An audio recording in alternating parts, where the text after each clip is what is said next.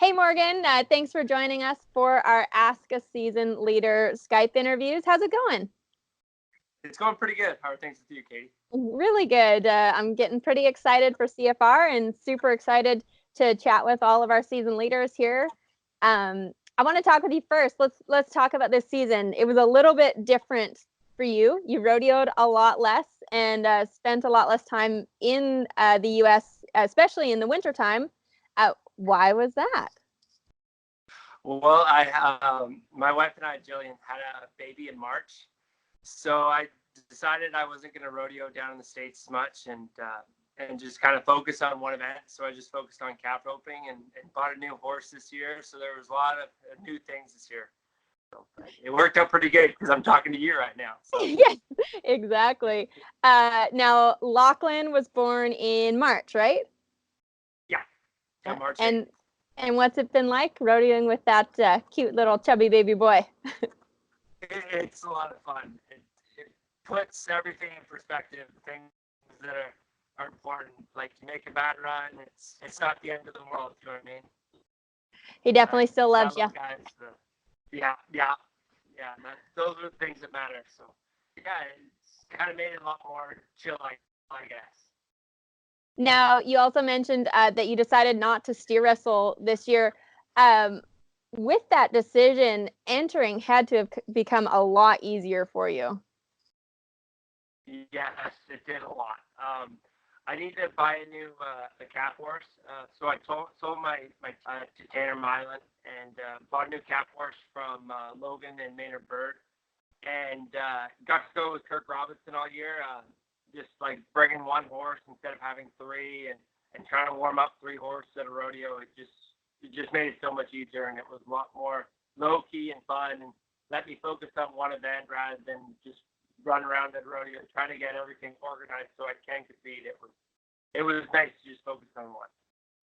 Now, for those that don't rodeo themselves or don't know the inner workings, when you go to end events, can you kind of explain how that process works and how that might affect you when it comes to your placement? Yeah. So because I was competing in two events, tie-down roping and steer wrestling, I buddy myself. And like mainly in the CPRA will let you buddy with like more than one person, but with the PRSA, if you're having two events, competing in two events, you can if you're competing in two events, you can't buddy with multiple people, so it makes it more expensive to rodeo because essentially you're going by yourself. And with bulldogging, you're always looking to find a hazer and stuff like that. Where when you're competing in one event, you get to focus on the best day to enter for that. Because sometimes the best day to be up in steer wrestling isn't necessarily the best day to be up in the tie down, just because on the runs on the cattle and stuff like that. And it just makes it a lot easier just doing one event. Now, you mentioned you have a new horse this year. Can you tell me about him? He's 11 years old. His name's Bueller, which is I think Jeremy Bueller actually started him the world. And then Logan and Bird bought him from Jeremy, and they trained him to be a calf horse. And then I went down in February and tried him in Arizona, and they brought him up to Canada. And he was still a little green, and kind of me and him getting together, and then somewhere just after Medicine Hat, it really clicked, and we hit a roll there. About 6 or 7 rodeos, we could kind of do no wrong, and he's been awesome, and I've been really happy with him. Now, are you talking Medicine Hat spring or summer? I wish it was Medicine Hat spring, but it was Medicine Hat summer. I kind of went to kind of my July was awful. I'd make it run, and calves would get up, and I had Medicine Hat. I drew a really good calf, and blew the start out, and he was real slow, and I tried to rope on game, which is where you're running up on him, and instead of backing up to create separation, roping sharp, you kind of try to cut corners, and I roped around the ears, and like that. I was so frustrated, and I bought a new cowboy hat for Calgary. And like when things aren't going right, sometimes you gotta switch stuff up. So I crunched my hat, and cracked out my old hat, and I think I went 6 or 7 rodeos in a row where I think the worst I won was 4. So it just really turned it around. I think pricing the hat's not my problem. And so you're still wearing your old hat? Yes, yeah. It was actually it was the hat I got for Kirk's, being Kirk Robinson's cruiser. He got us all hats, so it's got a little character now. It's been worn a bunch and some rainstorms and stuff like that, but it's still got some luck in it. All right. So safe to say you won't be breaking out a new hat for CFR then? No, I don't think so. Let's talk about some of those runs that you made this season. Any of them stand out in your mind for you as ones that, you know, you look back and you think that's what I was looking for all season? Yeah, probably Regina and Strathmore. I knew Regina. I think there was a couple quick runs.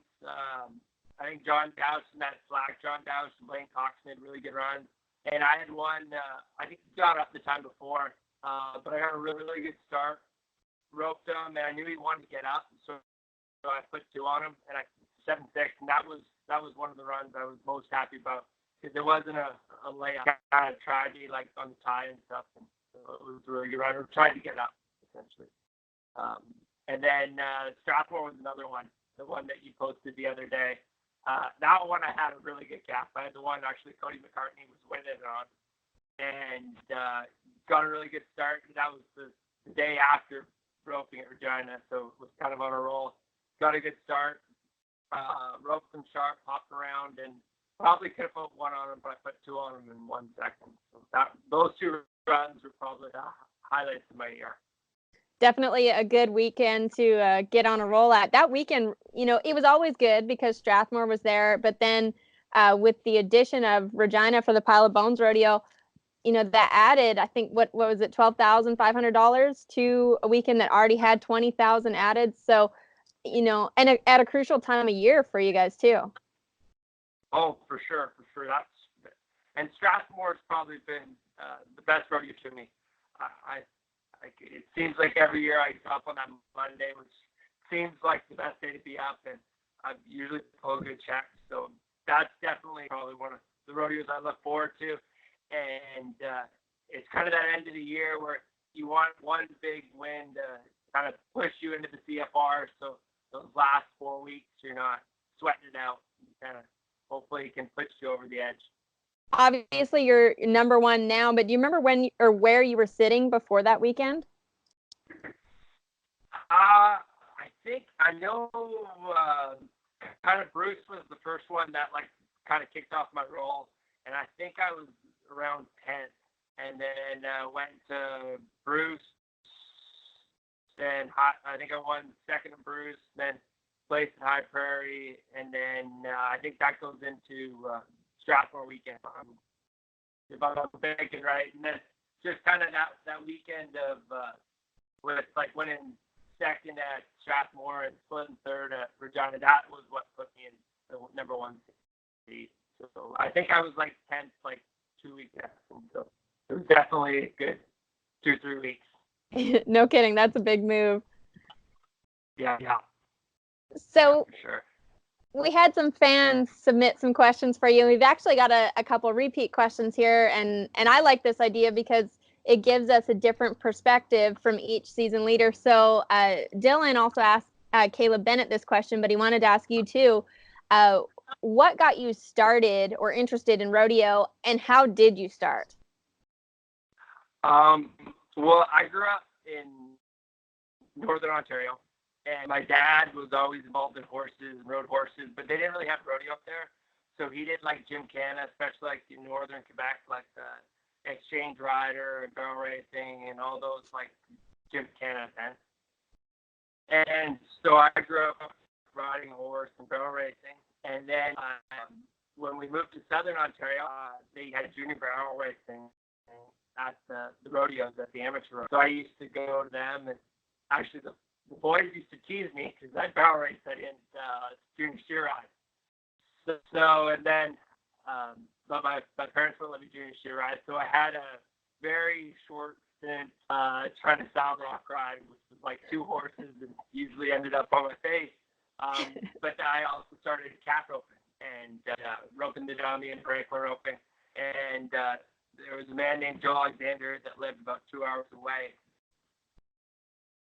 And my dad used to drive me up there twice a week to go and rope at his place. And I'd do homework on the way up, and then I'd rope, and then I'd sleep, and my dad would drive back.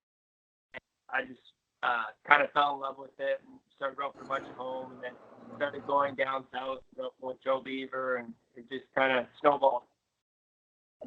I remember back at our family ranch when we used to have calf roping jackpots there, and there was just some kid from Ontario that showed up one year, and I'll never forget that because we used to have a B roping and an A roping, and if you won the B, you got an entry into the A, and this random guy from Ontario shows up and wins the B and then enters the A, and I don't think you were even going to enter it, and I think you won both of them, didn't you? Yeah, I did. I still got the saddle. You guys, that's the saddle I used to ride in my Asian horse. So that was definitely a good day. That used to be a great jackpot. Yeah, I might be a little biased, so. I just always remember, like, no one knew who you were because you were from Ontario and you just showed up and won everything. And that, I know that definitely was something that impressed our family right from the beginning. Yeah. And now I'm neighbors with you guys. Yeah. 15 minutes away. So. Small world. Small world. So yeah, I remember that. I'll never forget that day. That was pretty awesome.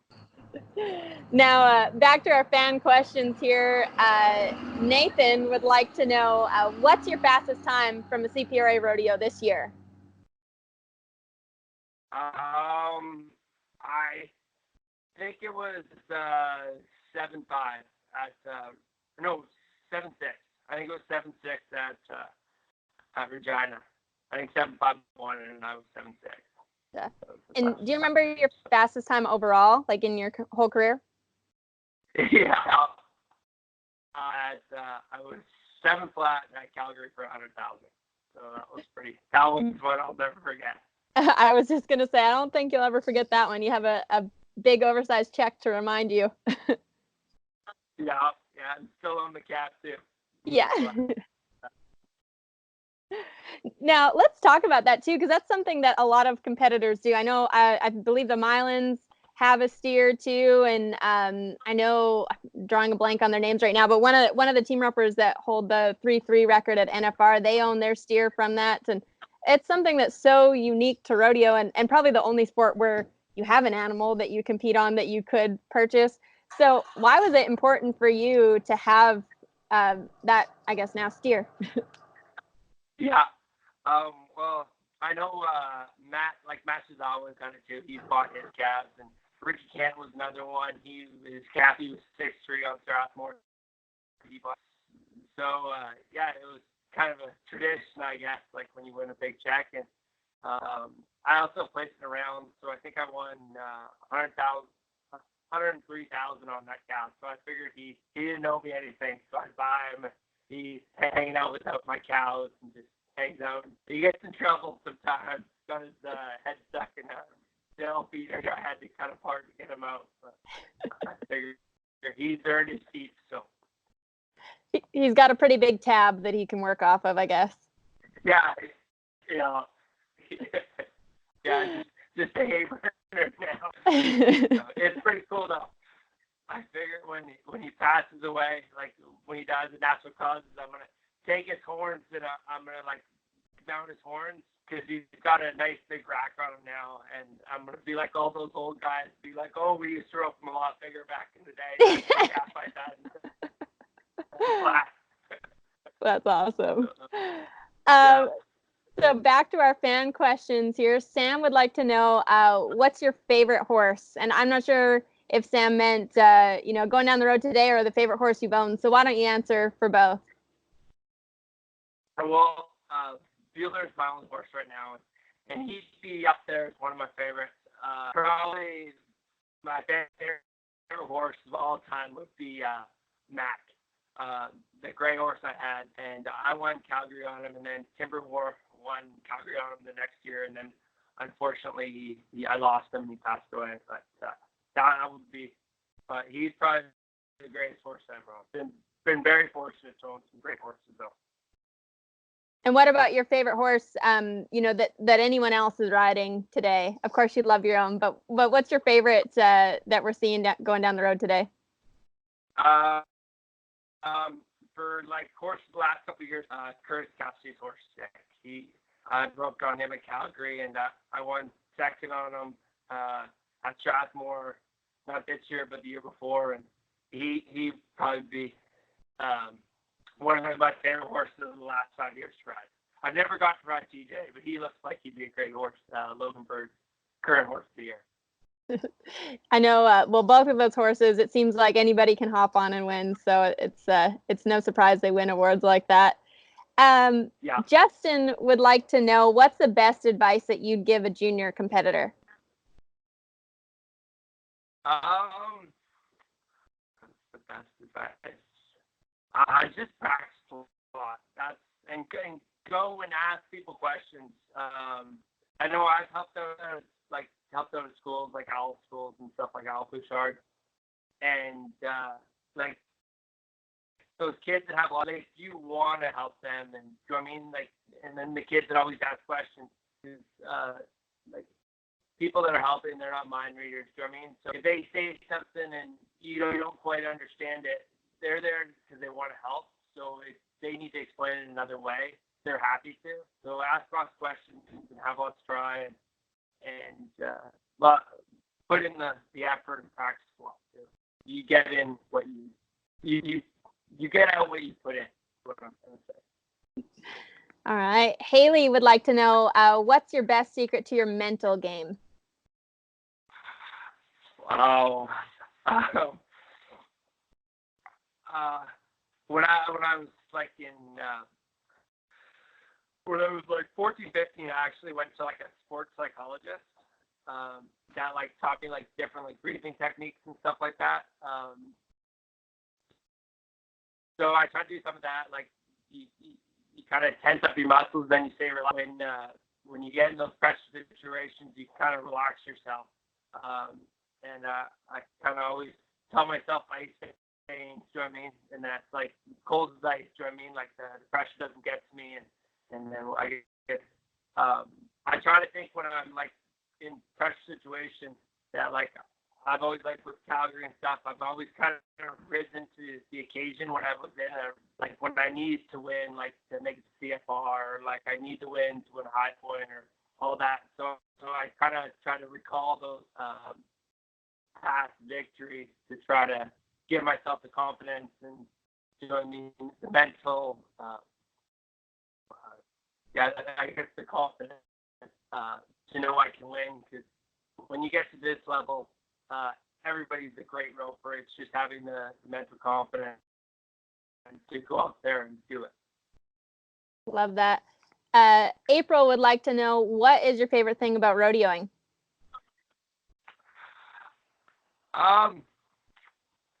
Favorite thing. There's so much great things about it. It's hard to pick just one. This year I went with Kirk, and I had a lot of fun just driving. Do you know what I mean? Just kind of like swapping stories, like kind of goofing off, and yeah, that I like driving in the truck. Do you know what I mean? Kind of hanging out with the boys, I guess. Going with your brother too, and Kyle. That's fun, and then kind of when one of you does well, it's fun too. Kind of celebrate. Definitely a lot of characters going down the road. I could see that being a lot of fun. Yeah.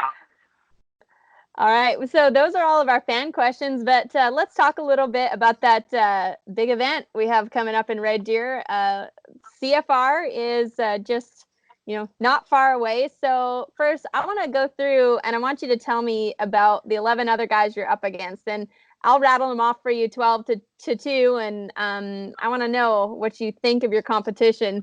We'll first start with the number 12 man, who I believe slipped in right at the last minute, kind of the last 2 weekends. He moved up. Shane Smith. Tell me about Shane. Shane, young guy. Him and his brother Blair both made it, so it's going to be exciting to see them row. good ropers, went to school in Oklahoma. I think him and Haven were like roommates or college buddies and stuff, so they'll both be roping there. So that'll be exciting to see a couple of young guys like Blair from Alberta too. Be his first time there too. That'll be exciting. Yeah. It's always good. They rope good. I know Blair and Shane have been like kind of right on the cusp the last couple of years, so it was nice to see them finally punch their ticket for their first CFR. For sure. Number 11, Cody McCartney. I actually used to high school rodeo with Cody Mccartney way back because he went to Michigan and we used to have some dual approved high school rodeo. So I've known Cody forever. Cody ropes really good horseman. And so, yeah, I'm not sure if he's bringing a horse up or if he's mounting up there, but he'll be riding a good one. He'll rope really sharp all week. All right. Another sharp roper, Ty Harris, who I think it's Ty's first time at CFR, isn't it? Yeah. I think he's a rookie in the Pierce game. Because him and Haven are both young guys. Both him and Haven made the CFR and NFR this year. He was kind of looking like he was in trouble, wasn't going to make it for the CFR, which I'm sure he was concerned with the NFR. But then you won Armstrong, did you not? I think so. You're putting me on the spot now. Yeah. I'm used to putting you on the spot here. I think he won Armstrong and Haven won second, if I'm thinking correctly. And then he actually flew up he just entered Hannah, and he had to do really well Hannah, and then tied one in 6-7 or 6-8 and won Hannah, and that's actually what sealed the deal for him. So he'll be roughing really good up there. He'll be one to watch. Yeah, talk about coming through in pressure situations. Oh, for sure, yeah. Number 9, a fellow High Point guy, Jesse Popescal. Jesse Popescal. Yeah, Jesse ropes really good team roper too. Roped really good at Calgary this year. Tied some fast calves, so I imagine he'll be Canada at him. I think the last round of the CFR last year he tied one in a short 7, so he likes Western Park, so it'll be good. Awesome. Now a name you might have heard of, I think, number 8, Shane Hanchey. Shane Hanchey, yeah. Oh, Shane, I imagine he'll be riding TJ up there. There's not. What can you say about Shane, the world champ, defending Canadian champ? So he'll be definitely one to watch. All right. We talked a bit about Blair already, so we can skip over him. But Blair Smith, his first time at CFR, number 7. A regular at CFR, Lee Rombo, is coming in at the number 6 spot. Yeah, Lee from Sexsmith, Alberta. He'll be there. Been there multiple times. Ropes good. Always calves fast. So he's caddy. I'm sure he'll make some good runs. All right. Yeah. Looks like we've got a good mix this year too between our American competitors that are coming up from the States and those kind of veteran Canadian competitors too, like Lee. Not that Lee's old or anything, but he's been at CFR quite a few times now. Yeah, there is one solid veteran, which I'm sure you're getting close to. Is that what you're leading into? I never thought about that. We're getting close. He's one away. First, number 5, Eric Blanco. Eric Blanco, yeah. Eric will be guy to watch this year. Rope really good. He was on fire. Armstrong needed to win money. Went in there, had to win money. Was kind of, I think he was on the outside, but kind of rose to the occasion and roped really well in the pressure. And I jumped all the way up to 5th or 6th. What place is he at? He's 5th right now, yeah. 5th, yeah. So jumped all the way up to 5th. So good for him. Yeah, he'll be one to watch this year. Definitely. All right, on to the veteran now. Al Bouchard. He is, looking at the list, he's been to the CFR. This will be his 19th time, right? 19th or 20th? Yeah. I think they were saying 19. So yeah, he's the seasoned veteran. So yeah, he keeps me from being a veteran. Al. I'm still a young guy compared to Al. But Al truly, Al's I know he's in his 40s now, but he just doesn't slow down. He doesn't stop winning. Nothing bothers Al. Oh, for sure. And you always wonder, like, oh, is this going to be the year like Al kind of takes it slow and doesn't go as much, and then all of a sudden he's like number 2 or number 3 in Canada. I know they said Maynard Bird, Logan's dad, was and stock contractor. He was. They were trying to decide way back in the spring who was going to make it, and he told Al, "I'm just going to keep on betting on you, Al, because you make it every year until you quit going." So, yeah, I heard he's a great roper. Yeah. Mm-hmm. Yeah, I heard that from Maynard too. He said, until you retire, I'm just gonna bet that you're gonna be at CFR, and it's true. Like Al he can win anywhere. He can win in a fast situation. He can win in a situation with a longer score where you've got to go run him down. He's just a winner. Oh yeah, for sure. And he has that experience, and that mental toughness. He's had trouble with his hand or his wrist is kind of bother him since CFR last year, and he just doesn't stop him from winning. He's a force to be reckoned with. He's an old school cowboy too. I'm sure he just takes a sip of Butte and carries on. Yeah. They don't make them like that anymore. All right. Number 3, Logan Bird. Logan Bird, former Canadian champ, going to be riding the horse here, TJ. Rope's really good. Great horse trainer. Trained my little horse, Bueller. So he's Rope's really good.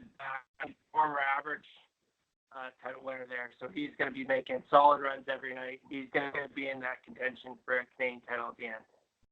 Now I noticed too, Logan's been riding another horse as well this year. I want to say the little Buckskin. Is that the one he's been riding too? Or is it a different one? Peso or Pecos? Yeah. Yeah, but it's like that horse is super nice. Got lots to run.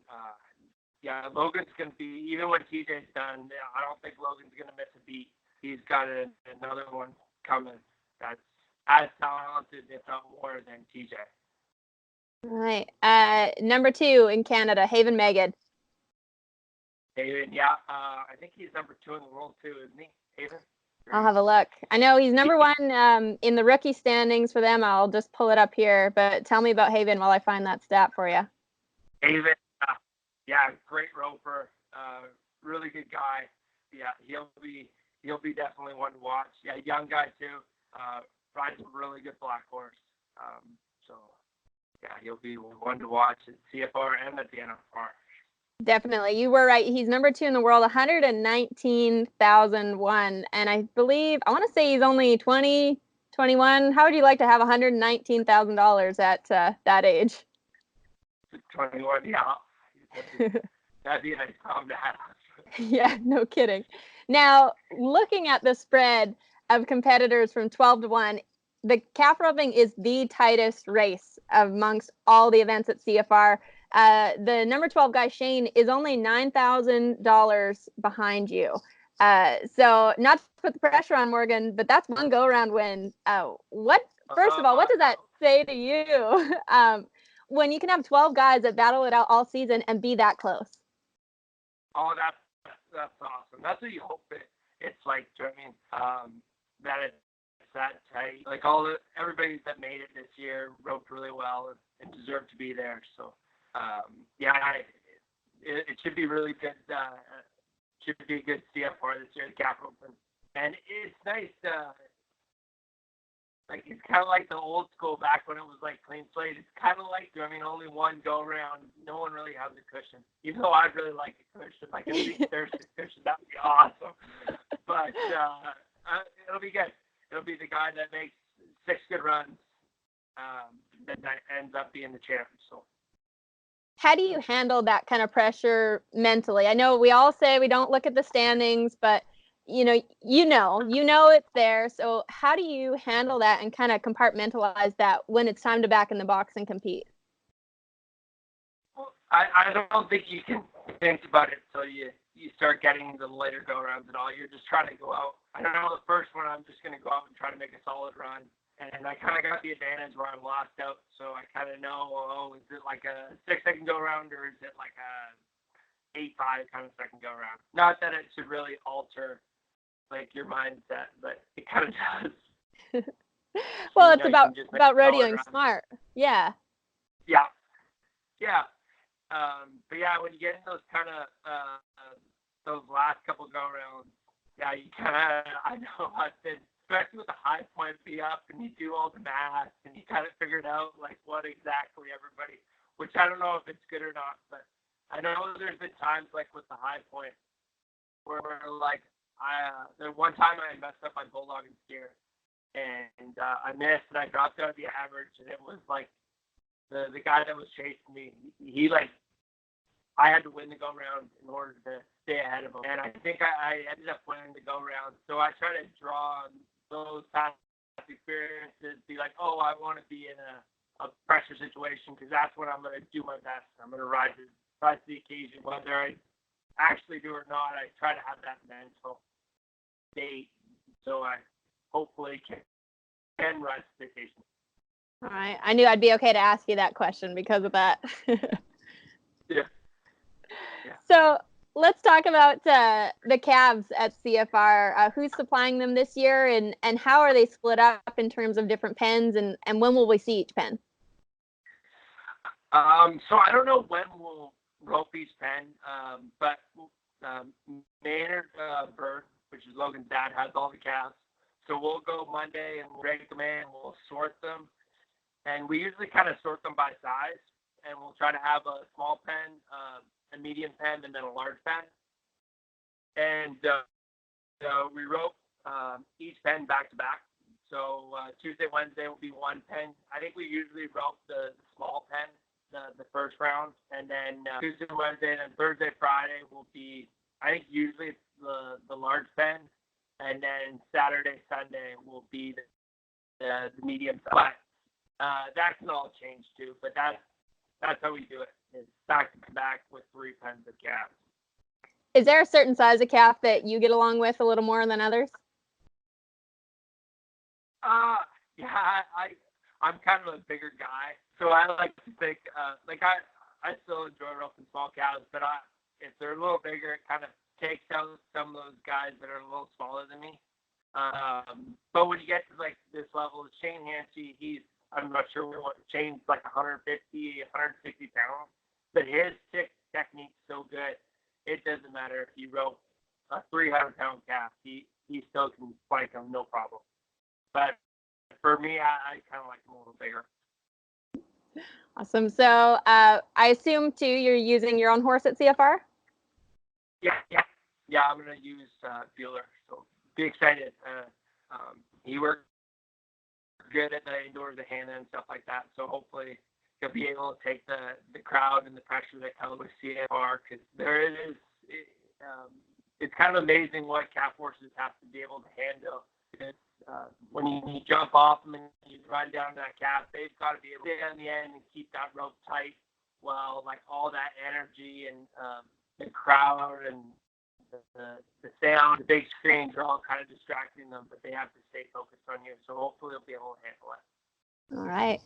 Now, Morgan, you've been a 3-time high point champion of Canada, but I know one of your goals, or I believe one of your goals when we talked in the past, has been to win an individual event title.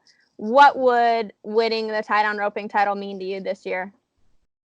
Oh, it would be awesome. That would be something I've worked towards all my life. So that's definitely my goal going in there. So, but my main goal is to make some money so I can buy some diapers. But yeah, I'll definitely have that in the back of my mind. But just to try to do my job and rope 6 calves sharp and make 6 solid runs, and hopefully go into Sunday with the chance. All right. Well, good luck, Morgan, and thanks for chatting with us here. We really appreciate getting some insight into your mind, and we'll see you at CFR.